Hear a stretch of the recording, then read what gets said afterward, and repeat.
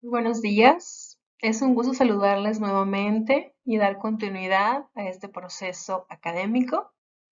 Para quienes se integran hoy por primera vez, bienvenidas, bienvenidos a este espacio de aprendizaje virtual.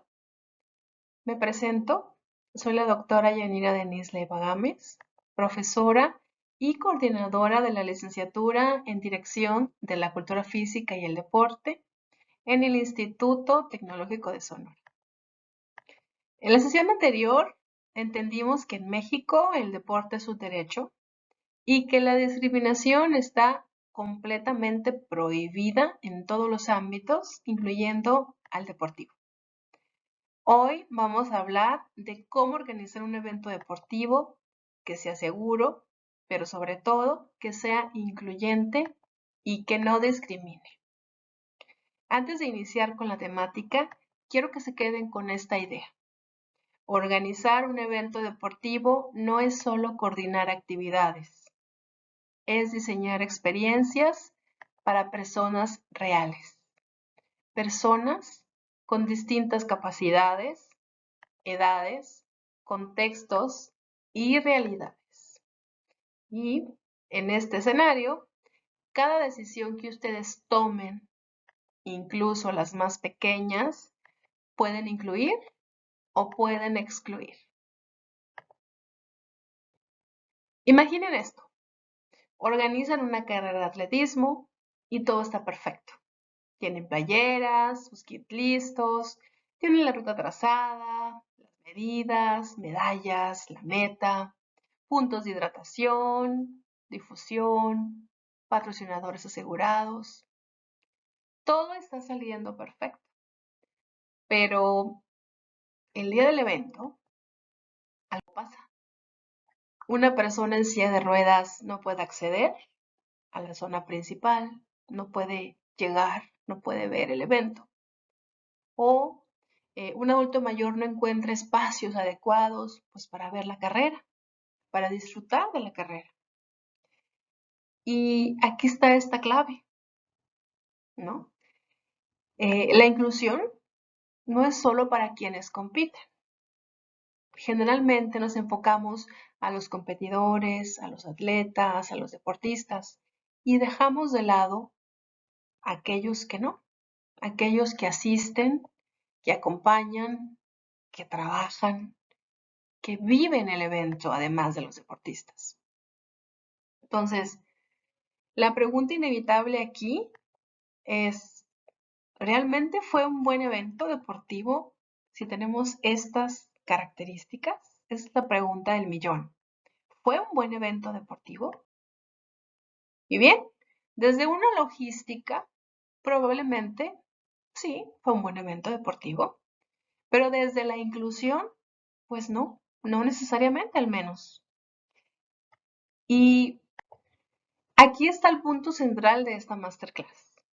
Un evento deportivo bien organizado no es solo el que funciona, grábenselo, es el que incluye. Miren, antes de avanzar, quiero retomar brevemente algo que ya trabajamos a detalle en la sesión anterior, pero que funciona como punto de partida para esta masterclass. En México, como ya lo hemos mencionado y aclarado, el deporte es un derecho y esto se establece en la Constitución Política de nuestro país. Y en el artículo 4 y el artículo 1 se indica que está prohibida determinantemente cualquier forma de discriminación. Ahora, por su parte, la Ley General de Cultura Física y Deporte también señala en su artículo número 2 que el deporte debe desarrollarse bajo los principios de inclusión, equidad e igualdad de oportunidades. Como les decía, estos artículos, esta base legal, ya la hemos analizado profundamente anteriormente, así que nada más quiero que se queden con estas ideas que por supuesto son clave. Ahora bien, la ley no te dice paso a paso cómo organizar un evento deportivo. Claramente no, de momento, en la actualidad, no hay una ley que te lo indique. pero sí nos dice cómo debe ser este evento.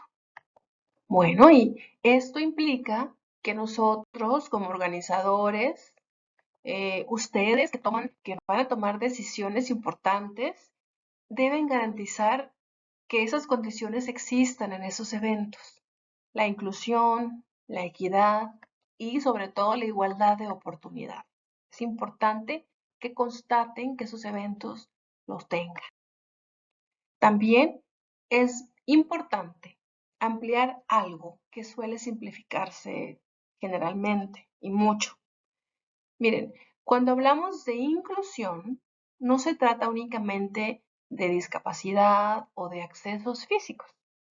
La inclusión también puede relacionarse con condiciones económicas, ubicación o acceso territorial, horarios, oportunidades reales de participación, así como con características personales como el género, la identidad o las preferencias personales. Un evento puede estar, fíjense bien, súper bien montado en cuestión de infraestructura y aún así excluir, no ser inclusivo, si no consideramos estos elementos que les acabo de mencionar. Sin embargo, es mi deber informarles, decirles, pues estos temas de inclusión, la diversidad de inclusión, pues son amplios, merecen un análisis específico, a detalle, que implicarían que cada uno de estos áreas o ámbitos de inclusión pues tuvieran su propia masterclass. Pero, y más bien, además, por eso en esta masterclass nos vamos a enfocar principalmente en aquellos aspectos que ustedes pueden controlar directamente en la organización de eventos deportivos. ¿Cuáles? La infraestructura, la accesibilidad, la seguridad, particularmente en relación con la discapacidad, con la movilidad y con las características físicas. Sin perder de vista, por favor, que la inclusión va mucho más allá de la rampa. El espectro de la inclusión va mucho más allá de la rampa y que ustedes como profesionales deberán seguir ampliándola. Y con esto claro, ¿verdad? Con esto podemos avanzar a lo más importante. ¿Cómo se traduce todo esto en la organización real de un evento deportivo? Ahora sí, vamos a lo concreto. Cuando hablamos de organizar eventos deportivos inclusivos, hay una ley fundamental, la Ley Federal para Prevenir y Eliminar la Discriminación. Esta ley, pues, nos define las condiciones bajo las cuales cualquier espacio donde participen personas debe funcionar, cómo debe funcionar. Esta ley, desde su artículo primero, nos plantea como objetivo la prevención y la eliminación de la discriminación, garantizando la igualdad de oportunidades. Esto se refuerza en su artículo 2, que nos señala que corresponde al Estado generar condiciones para que esa igualdad sea real y efectiva. A partir de estos dos artículos, el artículo 4 es todavía mucho más claro, porque nos dice que queda prohibida cualquier práctica que limite o impida el ejercicio de derechos. Y esto se aterriza de una manera más directa en el artículo 9, donde se consideran conductas discriminatorias aquellas acciones que impidan el acceso a espacios, que limiten el desplazamiento libre, que no se garantice la accesibilidad, que se nieguen ajustes razonables o que se restrinja la participación en actividades deportivas. Expresamente lo menciona. así este artículo. Pero, pues la ley no se queda solo en prohibir, también propone cómo avanzar hacia la inclusión. Y miren, en el artículo 5 se reconoce que las acciones afirmativas, es decir, aquellas que generan un apoyo a reducir esas condiciones diferenciadas, pues por supuesto que no son discriminativas, no son motivo de discriminación. Son mecanismos necesarios para lograr la igualdad real.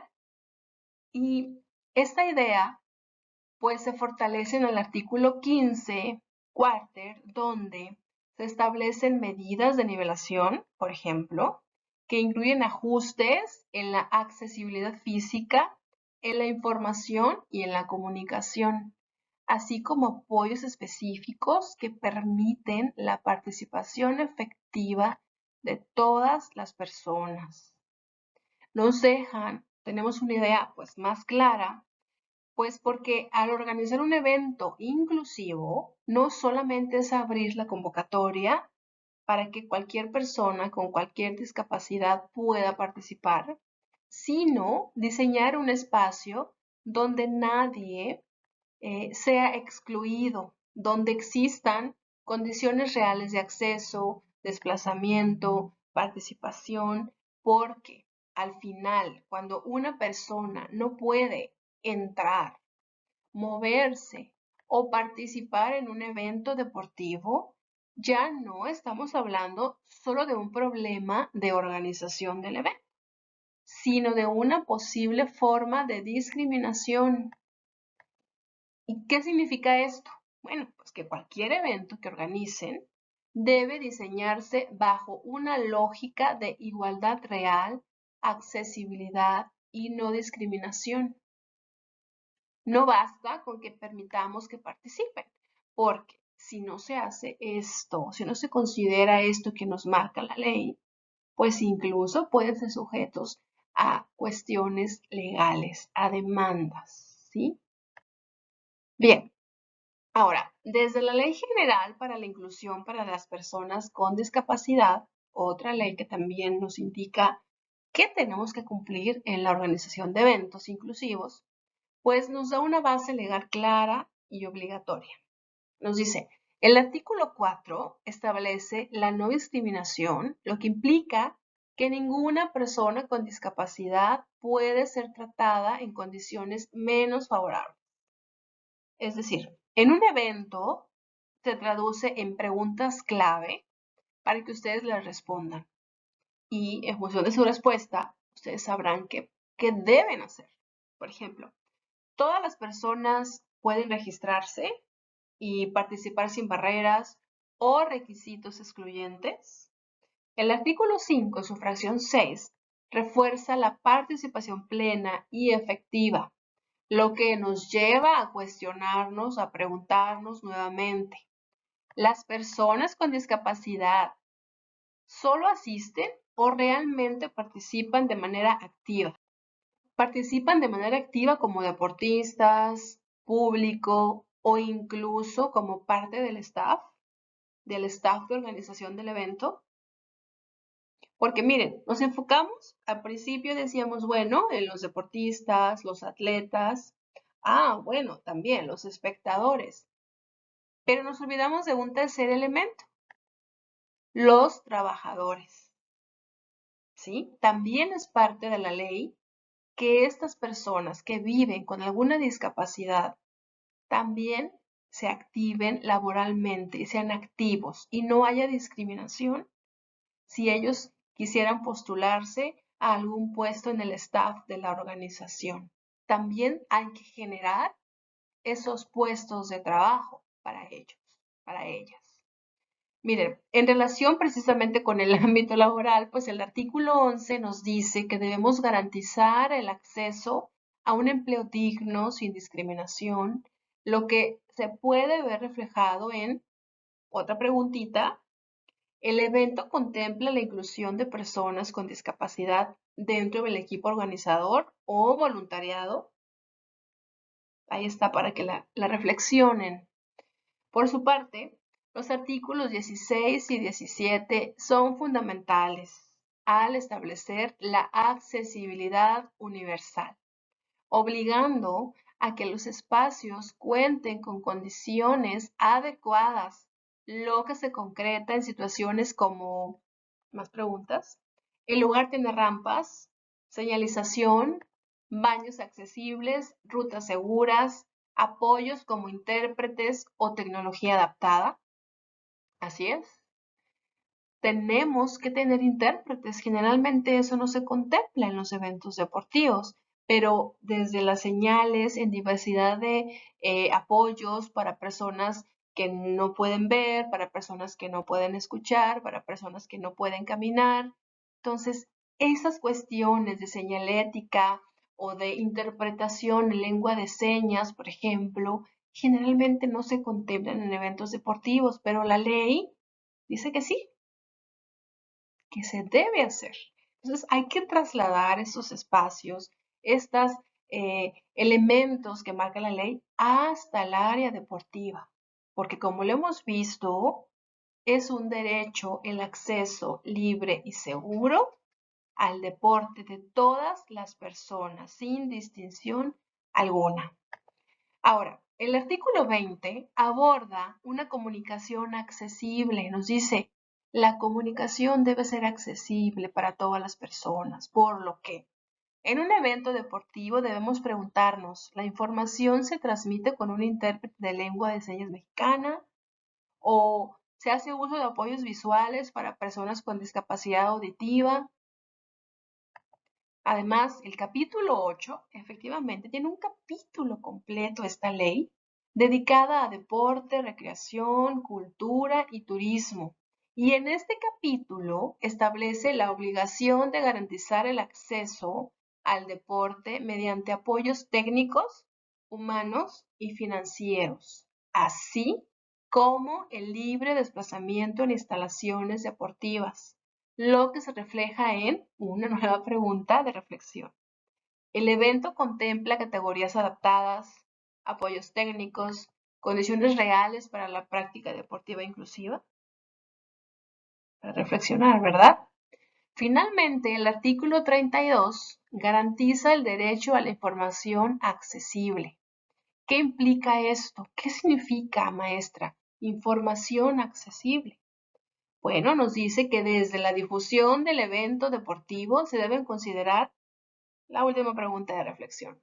La convocatoria de trabajo, de participación, de asistencia, de cualquier rol, está disponible en formatos accesibles como braille, lengua de señas o usa un lenguaje claro.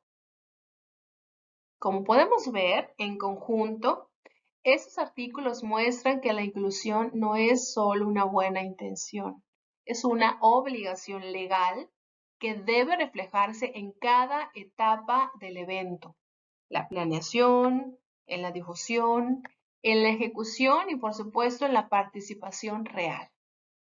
Hasta aquí ya tenemos claro algo fundamental. La inclusión implica garantizar el acceso, la participación, la comunicación en condiciones reales de igualdad para todos, sí, según el rol que tengamos, sin distinción de ese rol. Pero hay una dimensión que no podemos dejar afuera, que no la podemos olvidar. Y muchas veces la damos por sentada. ¿A qué me refiero? Me refiero a la seguridad. Porque fíjense, no basta con que todas, con que todos, con que todas las personas puedan entrar o moverse o participar en un evento sin distinción de su rol. También es indispensable que puedan hacerlo de una manera segura. Entonces, tenemos ahora la Ley General de Protección Civil, la cual nos dice en su artículo 77 que esta ley establece que antes de cualquier convocatoria masiva, de cualquier evento masivo, tenemos que gestionar, tenemos que materializar, crear y tener aprobado un programa específico. ¿sí? Este programa específico no es solamente un documento administrativo para que nos den luz verde y el evento se pueda llevar. No. Es la validación legal de que el evento es viable, de que el evento es seguro. Y es que miren, la ley nos obliga a ser transparentes. Debemos informar a cada asistente sobre las medidas de seguridad antes de que comience la actividad. No sé si a ustedes les haya tocado que cualquier evento, no, y me refiero aquí no solamente que sea deportivo, puede ser académico, puede ser cultural, por cuestiones de protección civil, se debe anunciar las medidas de seguridad antes de que inicie, antes de que se inaugure incluso. ¿Por qué? Porque si el público, los asistentes, los participantes no saben qué hacer ante un riesgo cualquiera, el administrador, desde antes de empezar, antes de iniciar, ya ha fallado legalmente. Es lo primero que se debe hacer. Ese es el derecho a la información. Y, pues para que este programa no sea letra muerta, el artículo 78 nos impone una estructura jerárquica. ¿A qué me refiero? Que cada evento, cada organismo debe contar con una unidad interna de protección civil. En la práctica de la administración deportiva, eso significa que debemos designar, coordinar y capacitar a responsables directos dentro de nuestra plantilla de trabajo, de organización. Tiene que haber una plantilla responsable de protección civil. Aquí entra en juego, pues precisamente lo que conocemos como brigadas, que están definidas particularmente en el artículo 2 de esta ley, en la fracción 6, y que nos dicen que son equipos especializados en primeros auxilios, prevención de incendios y evacuación, que deben estar desplegados estratégicamente en el recinto, por el evento, en la ruta, ¿sí? La ley es tajante y en su artículo 21 nos dice, ante una emergencia, la responsabilidad primaria de auxilio recae en esta plantilla, en nosotros, los administradores, a través de nuestra unidad interna de atención, que es parte de nuestro programa interno, el que hace que nuestro evento sea viable. No podemos esperar a que las autoridades lleguen, digamos que la gestión del primer contacto es nuestra obligación legal, la atención o el primer auxilio, ¿sí? Por eso es importantísima la capacitación. Bien, el deporte tiene una particularidad que la ley denomina fenómeno socioorganizativo, esta misma ley, la ley de protección civil. Y nos dice en su artículo 2, en la fracción 27, que dice que la aglomeración de personas es por sí misma un factor de riesgo ya. ¿Sí? Como licenciados en Administración del Deporte, nuestra labor será aplicar una gestión integral de riesgos. ¿A qué se refiere eso? En su artículo 2, les repito, en la fracción 28, esto implica que no solo planeamos para lo que pueda pasar, sino que trabajamos en identificar y mitigar constantemente los peligros. Pero se hace desde el diseño del evento para evitar que el comportamiento de la masa crítica, de la cantidad de personas, de la aglomeración, se convierta en una tragedia. Porque hemos visto que en eventos de cualquier índole, no solamente deportivos, la aglomeración ha ocasionado accidentes, que se caiga un templete, por ejemplo, que hay una marabunta, que se aplasten, o sea, lo que se vive en el fenómeno cultural o deportivo, en este caso, que es lo que nos apremia aquí, pues genera emociones, genera actos irresponsables, ¿sí? Y entonces eso puede ocasionar, por supuesto, tragedias, ¿sí? Ahora, finalmente, el artículo 49, ¿verdad?, de esta misma ley de protección civil, nos dice que debemos asegurarnos de que la capacitación de nuestro personal esté alineada con los estándares de la Escuela Nacional de Protección Civil. Es lo que les mencionaba hace unos minutos antes. Sí, si bien no somos parte, ¿verdad?, de la brigada formal, ¿verdad?, de protección civil de nuestro municipio, de nuestro estado, pero tenemos que estar capacitados para formar parte en la prevención de estos riesgos, en la gestión de estos riesgos, porque debemos garantizar a las personas que participen en cualquier rol, repito, que van a estar seguras, que estamos preparados ante cualquier contingencia, de cualquier evento que pueda vulnerar su derecho a la seguridad. Miren, hasta ahora hemos hablado de leyes que nos dicen, pues, que debemos garantizar, pero sí, es algo importante que tenemos que tener en cuenta, que la ley establece el deber ser, no siempre el cómo hacerlo en la práctica. Y aquí es donde entran las normas técnicas, por así llamarlas. Actualmente no existen normas específicas para la organización de eventos deportivos. Sin embargo, sí existen normas que regulan algo fundamental, que es cómo deben diseñarse los espacios para que las personas con discapacidad puedan acceder, moverse y permanecer sin barreras. Y son precisamente estas normas las que podemos aplicar directamente en nuestros eventos deportivos.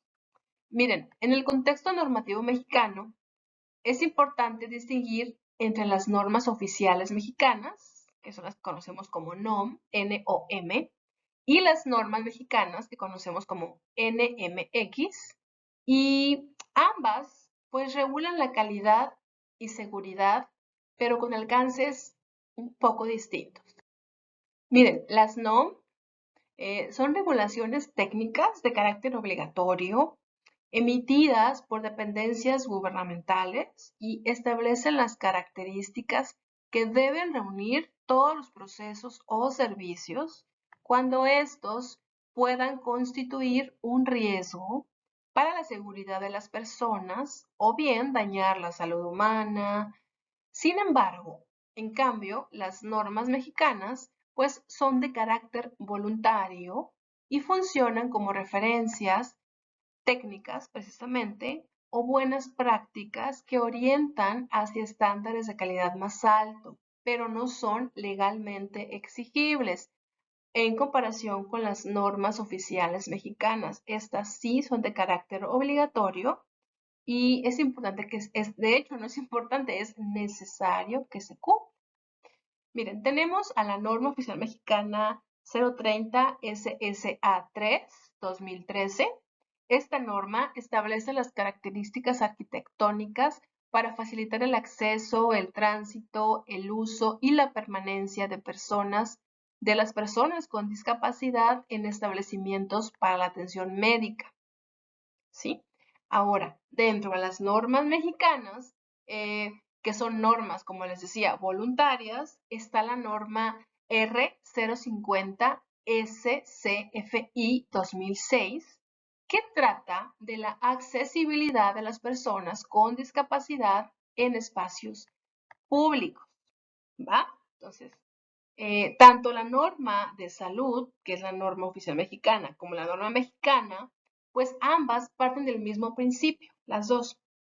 Garantizar la accesibilidad universal, es decir, que cualquier persona, independientemente de su condición, pueda acceder, desplazarse y permanecer en forma segura y autónoma en un espacio, particularmente las personas que viven con alguna discapacidad.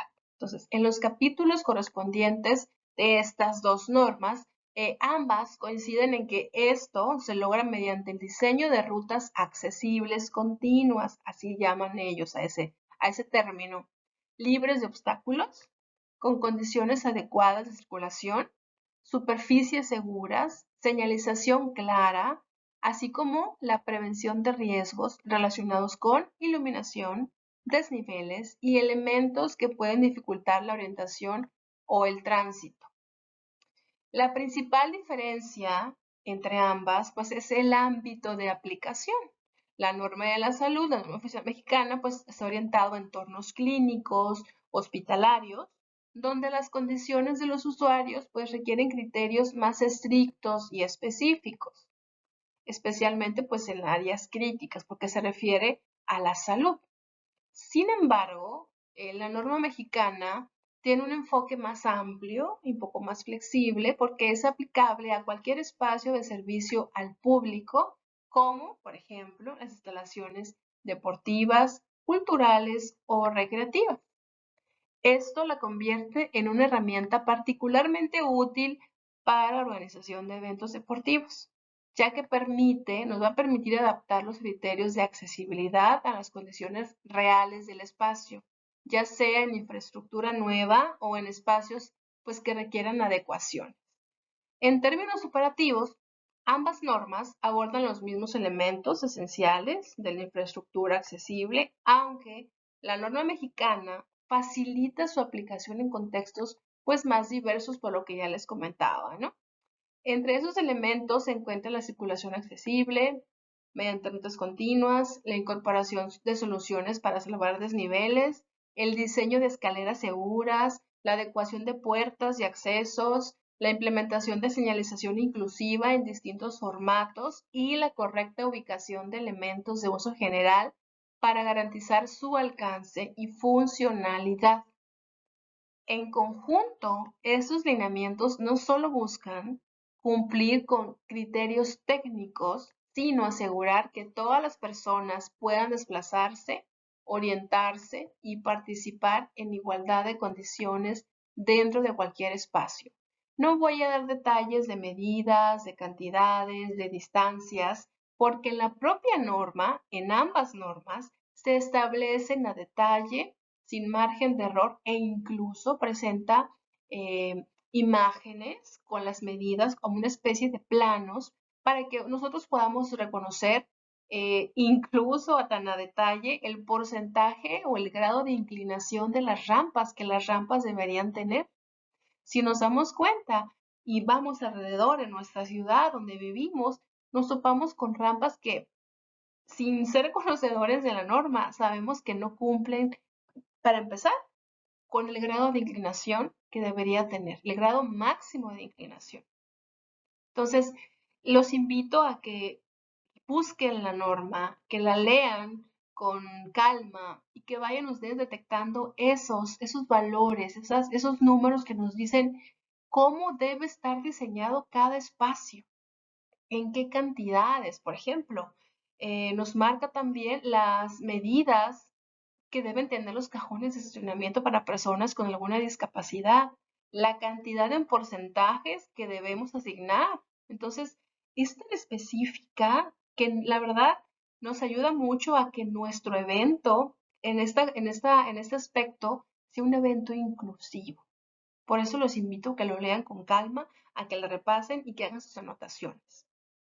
Bien, para cerrar, este marco normativo de la organización de eventos deportivos, les quiero platicar brevemente de un proyecto de norma oficial mexicana que se presentó en el 2025, está reciente, pero aún no está aprobado como una norma oficial mexicana, sigue en revisión. Por lo tanto, quiere decir que no es de carácter obligatorio, es un proyecto, es una propuesta que se le ha hecho pues, al Congreso y establece un estándar hacia el que vamos a evolucionar, al que se va a migrar la regulación en materia de protección civil para eventos. Este es un proyecto de norma 011 SSPC de 2025, es de protección civil, como les decía. Y pues bueno, este nos establece, como les digo, esos estándares que tenemos que nosotros cumplir en regulación en la materia de protección civil para eventos con concentración de personas. Y este proyecto integra elementos que son clave, como la clasificación de eventos según su nivel de riesgo y aforo, la obligatoriedad de realizar análisis de riesgos antes de que se genere el proyecto o el plan o la organización, La implementación precisamente de este programa interno de protección que ya les hablaba antes, así como la definición de medidas de seguridad, control de accesos, rutas de evacuación, señalización y coordinación con servicios de emergencia. Además, pues enfatiza la importancia de la comunicación clara hacia los asistentes y la supervisión constante antes y durante el evento. Desde una perspectiva aplicada, este protocolo más bien nos lleva a cuestionarnos. ¿El evento cuenta con un plan claro ante emergencias? ¿Se han identificado los riesgos del espacio? ¿Existen rutas de evacuación accesibles y señalizadas? ¿Hay personal capacitado para actuar ante cualquier incidente? Miren, integrar esos elementos no solo fortalecerá la seguridad, sino que también va a permitir avanzar hacia eventos más profesionales, más responsables, más inclusivos, donde todas las personas puedan participar en condiciones dignas y seguras. Les digo, ese es un proyecto de norma, no está autorizado, no es obligatorio, pero sí sienta las bases, sienta los precedentes aspiracionales de cómo debería estar, qué condiciones debemos considerar al organizar cualquier tipo de evento, en nuestro caso, eventos deportivos. Entonces, convendría que lo revisemos a detalle también y que lo apliquemos en la medida de lo posible en los eventos deportivos que nosotros estemos organizando. Para cerrar, en conjunto, todo este marco legal que les he presentado, este marco normativo, pues nos deja una idea central clara. Organizar un evento deportivo no es solo una tarea de logística, ya lo hemos visto, es una responsabilidad legal, social y profesional. Sobre todo esto, legal, social y profesional. Implica garantizar inclusión, pero también seguridad. Implica cumplir la ley, pero también anticiparse a ella, hacia el riesgo, anticiparnos al riesgo. Y por supuesto, implica entender, repito, como se los dije al inicio, que cada decisión, desde el diseño del espacio hasta la atención a las personas, tiene un impacto directo en la experiencia, la dignidad y la integridad de quienes participan.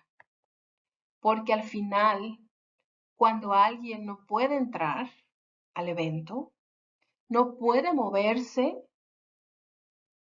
o no puede participar, el problema no es la persona, el problema es el evento. Muchas gracias.